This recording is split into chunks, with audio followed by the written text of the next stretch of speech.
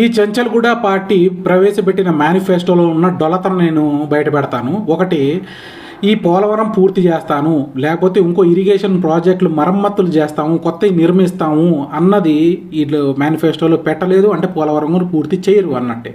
రెండవది, రాష్ట్రానికి రహదారులు నిర్మిస్తాము, జాతీయ రహదారులు కాదు రాష్ట్ర రహదారులు కొత్తవి విస్తరిస్తాము, లేకపోతే మరమ్మతులు చేస్తాము అన్నది లేదు.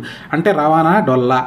మూడవది, పారిశ్రామిక వాడలను ఏం పెడతాము అంటే ఒక సాఫ్ట్వేర్ హబ్బో, లేకపోతే ఇంకో మ్యానుఫ్యాక్చరింగ్ హబ్బో, ఎలక్ట్రిక్ హబ్బో ఈ ప్రాంతాల్లో పెడతాము, దాన్ని అభివృద్ధి చేస్తాము.